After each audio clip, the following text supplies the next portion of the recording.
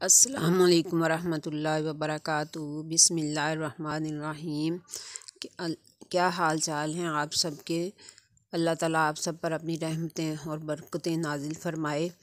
تو میرا آج کا ٹاپک ہے عمل میں نیت کی اہمیت۔ حدیث نبوی صلی اللہ علیہ وسلم ہے۔ تو یہ اس حدیث کو ہم بچپن سے سنتے آ رہے ہیں، تو آج میرا دل چاہا کہ میں اس کو ذرا تھوڑی سی ڈیٹیل سے بیان کر دوں۔ تو حدیث ہے انما الاعمال بالنیات، بے شک اعمال کا دار و مدار نیتوں پر ہے۔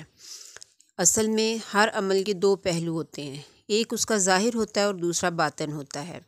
اگرچہ ظاہر بھی اپنی جگہ پہ اہم ہے، لیکن اصل شے جو ہے جس پر زیادہ زور ہونا چاہیے وہ اس کا باطن ہے، یعنی کہ اس کی نیت۔ چنانچہ قرآن حکیم میں فرمایا گیا ہے کہ نیکی یہی نہیں ہے کہ تم اپنے چہرے مشرق اور مغرب کی طرف کر لو، بلکہ نیکی حقیقت میں اس کی ہے جو اللہ پر، روز قیامت پر، فرشتوں پر، کتاب پر اور سب نبیوں پر ایمان لایا۔ تو ایمان در حقیقت کسی عمل کے محرک کو معین کرتا ہے۔ نیکی اللہ کی نگاہ میں صرف وہ عمل ہوگا جو صرف اللہ تعالیٰ کی رضا کے لیے کیا جائے اور جس کی جزا صرف آخرت میں مطلوب ہو۔ اگر دنیا میں اس کی جزا مطلوب ہے تو یہ ایک دھندا اور کاروبار ہے، نیکی ہرگز نہیں ہے۔ تو نیکی اس لیے کی جائے کہ اللہ تعالیٰ راضی ہو جائے، اس سے صرف آخرت کی جزا اور آخرت کی نجات مقصود ہو۔ عمل کہتے ہیں اس کام کو کہ جس میں مشقت ہوتی ہو، جو محنت طلب ہو، جس کے بعد انسان تکان محسوس کرے۔ تو یہاں پہ حدیث مبارکہ میں گفتگو جو ہو رہی ہے وہ نیکی کے بارے میں ہو رہی ہے، برائی کے کام کی بات نہیں ہو رہی کہ آپ کر تو معصیت کا کام رہے ہوں لیکن نیت آپ کی نیک ہو۔ آپ کہیں جی گناہ کا کام کر رہے ہیں لیکن آپ کہیں جی میری نیت تو نیک ہے، تو ایسا ہرگز نہیں ہے۔ یہاں پہ اعمال کا اطلاق معصیت اور گناہ کے کاموں پر نہیں ہوگا بلکہ نیک اور بھلے کاموں پر ہوگا۔ تو عمل کا ظاہر کچھ بھی ہو، لیکن اللہ کی نگاہ میں اصل شے اس کام کے پیچھے انسان کی نیت ہے۔ عرف عامی سے یوں سمجھیے کہ جب الیکشن کا دور آنے والا ہو تو اب وہ چودھری اور سرمایہ دار لوگ وہ جو اپنے محلوں میں ٹکے رہتے ہیں اب گلیوں میں نکلتے ہیں، اب غریبوں سے بھی وہ گلے ملتے ہیں، میلے چلے بچوں کو بھی وہ گود میں اٹھا لیتے ہیں اور انہیں پیار بھی کرتے ہیں۔ تو اب اس کا فیصلہ سب دیکھنے والے کر ہی لیتے ہیں نا کہ وہ کس لیے ایسا کر رہا ہے۔ یہ کوئی حقیقی شفقت اور محبت تو نہیں ہے جو کہ نیکی کے کام میں ہے، بلکہ یہ تو صرف ووٹ لینے کا ایک کاروبار ہے، دھندا ہے۔ یہ تو ایسی حرکات ہیں جو ہمیں نظر آ رہی ہیں اور جن کے بارے میں ہم خود فیصلہ کر سکتے ہیں، لیکن بعض چیزیں ہمارے مشاہدے سے بالکل مخفی ہوتی ہیں۔ اس کے لیے انسان کے اندر خود احتسابی ہونی چاہیے کہ میں کیا کر رہا ہوں، کس لیے کر رہا ہوں، کہیں میری نیت میں کوئی فساد تو پیدا نہیں ہو گیا، کہیں مجھ پر شیطان تو حملہ آور نہیں ہو گیا۔ لہذا جو بھی نیت ہوگی وہی ملے گا انسان کو۔ صرف عمل کے ظاہری پہلو سے جزا بالکل بھی نہیں ملے گی۔ کسی نے آپ دیکھیں کہ کسی نے بڑی فاؤنڈیشن بنا دی ہو اور اس سے لوگوں کو بہت خیر بھی پہنچ رہا ہو، لیکن آپ کو کیا معلوم کہ اس کے پیچھے اس کی نیت کیا ہے؟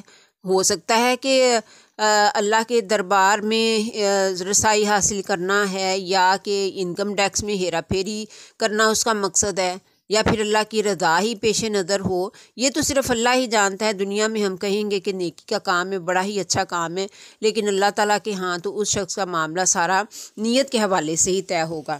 بہرحال آپ دیکھیے کہ اللہ کے ہاں کسی بھی عمل کا دار و مدار جو ہے وہ نیت پر ہے، اور دنیا میں ہم نیتوں کے بارے میں فیصلہ کر بھی نہیں سکتے۔ کسی کی نیت پر شک کرنا اور حملہ کرنا بھی جائز نہیں ہے۔ ہمیں کیا معلوم کہ دلوں کا حال کیا ہے؟ دلوں کا حال تو صرف اللہ تعالیٰ ہی جانتا ہے، وہ علیم بذات الصدور ہے۔ حدیث نبوی ہے صلی اللہ علیہ وسلم، صحیح مسلم میں حدیث ہے یہ کہ بے شک اللہ تعالیٰ تمہاری صورتوں اور مالوں کو نہیں دیکھتا بلکہ وہ تمہارے دلوں اور تمہارے اعمال کو دیکھتا ہے۔ یعنی اگر عمل صحیح اور نیک ہے اور دل میں اس کے لیے جو محرک اور جذبہ ہے وہ بھی صحیح ہے، تو ایسا عمل جو ہے وہ اللہ تعالیٰ کے ہاں مقبول ہوگا۔ اسی طرح سے آپ صلی اللہ علیہ وسلم نے فرمایا کہ جس نے دکھاوے کے لیے نماز پڑھی اس نے شرک کیا، اور جس نے دکھاوے کے لیے روزہ رکھا اس نے شرک کیا، اور جس نے ریاکاری کے لیے صدقہ و خیرات کیا اس نے بھی شرک کیا۔ اب آپ دیکھیں کہ نماز اگرچہ نیکی کا بہت ہی بڑا کام ہے اور اس ارکان اسلام میں سے رکن اعظم بھی ہے، ایسے ہی روزہ اسلام کا عظیم ترین رکن ہے، اور صدقہ و خیرات بھی بہت ہی عظیم کام ہے۔ لیکن اس کے باوجود اگر یہ کام جو ہیں یہ رضا الہی کے بجائے ریاکاری، اپنی دینداری کا روب گانٹنے کے لیے یا کسی اور مقصد کے لیے ہیں تو پھر یہ شرک کے زمرے میں آئیں گے، اور شرک سے بڑا اور کوئی بڑا گناہ نہیں ہے۔ سورۃ نساء میں 2 مقامات پر اللہ تعالیٰ نے فرمایا ان اللہ لا یغفر ان یشرک بہ ویغفر ما دون ذلک لمن یشاء، تو یہ آیات نمبر 48 اور 116 میں ہے کہ بے شک اللہ تعالیٰ اسے ہرگز نہیں بخشے گا کہ اس کے ساتھ شرک کیا جائے، ہاں اس سے کم تر گناہ جس کو چاہے گا وہ معاف فرما دے گا۔ اب شرک بھی 2 طرح کا ہے، ایک شرک جلی ہے اور دوسرا شرک خفی ہے۔ شرک جلی وہ ہے جو نظر آ رہا ہو کہ شرک ہو رہا ہے، مثلاً کہ کسی بت یا کسی قبر کو سجدہ کیا جا رہا ہے، تو یہ تو شرک جلی ہو گیا۔ جبکہ شرک خفی جو ہے وہ دل میں ہوتا ہے، مثلاً آپ نماز میں سجدہ کر رہے ہیں اور آپ کو یہ محسوس ہو کہ کوئی آپ کو دیکھ رہا ہے تو آپ سجدہ ذرا لمبا کر دیں، تو یہ شرک خفی ہے۔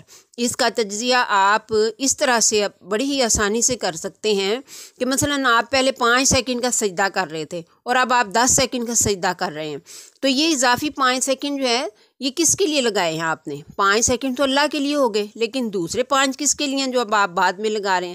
یعنی کہ یہ ایک سجدے کے 2 مسجود ہو گئے، ایک مسجود اللہ کی ذات ہوئی اور ایک مسجود وہ لوگ ہوئے کہ جنہیں کہ دکھایا جا رہا ہے۔ اس سلسلے میں رسول اللہ صلی اللہ علیہ وسلم کی دعوت اور تربیت سے صحابہ کرام رضی اللہ عنہ میں جس حد تک باریک بینی آ گئی تھی، اس کا اندازہ ہم حضرت علی رضی اللہ عنہ کے ایک واقعہ سے بخوبی لگا سکتے ہیں۔ ایک دفعہ ایک موقع پر عین حالت جنگ میں حضرت علی رضی اللہ عنہ کا ایک شخص سے دو بدو مقابلہ ہوا، تو حضرت علی رضی اللہ عنہ نے اس کافر کو زیر کر لیا اور اس کے سینے پر سوار ہو گئے، تو اب اسے خنجر گھونپنے ہی والے تھے کہ اس نے نیچے پڑے ہوئے بھی آپ رضی اللہ عنہ کے منہ پر تھوک دیا۔ اس پر حضرت علی رضی اللہ عنہ نے اس کی اس حرکت کے بعد اسے چھوڑ دیا اور فوراً اس کے سینے سے نیچے اتر آئے۔ وہ بہت ہی حیران ہوا کہ انہوں نے مجھے چھوڑ کیوں دیا ہے جبکہ میں نے تو ان کی توہین بھی کی ہے۔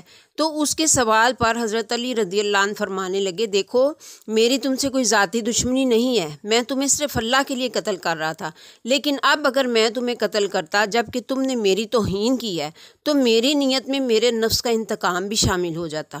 اب آپ ذرا غور کیجئے کہ جنگ کا معاملہ ہو جو جذبات کی انتہائی گرمی کا وقت ہوتا ہے، مرو یا پھر مار دو کی کیفیت ہوتی ہے، تو اس حالت میں بھی انسان کی نگاہ دل اور نیت پر ہو تو یہ سوچئے کہ کتنی بڑی تربیت ہے جو رسول اللہ صلی اللہ علیہ وسلم کی تربیت کا ہی کمال تھا۔ یہ آپ صلی اللہ علیہ وسلم کی جو تربیت تھی اس نے صحابہ کرام کو اتنا زیادہ باریک بین بنا دیا تھا کہ وہ ایسے اتنے ہی سنگین حالات میں بھی اپنی نیتوں کو چیک کرتے تھے۔ تو کیا آج دیکھنے کی بات یہ ہے کہ کیا آج ہم اپنی نیتوں کو اس انداز سے چیک کرتے ہیں؟ تو ضرورت اس بات کی ہے اس حدیث سے کہ ہمیں ہر کام کو کرنے سے پہلے اپنی نیتوں کو چیک کرنا چاہیے۔ ہماری نیت جو بھی کام ہم کر رہے ہیں، چھوٹا کریں یا بڑا کریں، نیکی چھوٹی ہو یا بڑی ہو، اس کے لیے ہماری نیت جو ہے اس کو بہت ہی باریک بینی سے ہمیں چیک کرنا چاہیے کہ آیا ہم خالص اللہ کی رضا کے لیے عمل کر رہے ہیں یا کسی کو دکھانے کے لیے کر رہے ہیں۔ تو ویورز، یہ تھی میری آج کی حدیث۔ میں امید کرتی ہوں کہ ہم اس سے کچھ سبق سیکھیں گے۔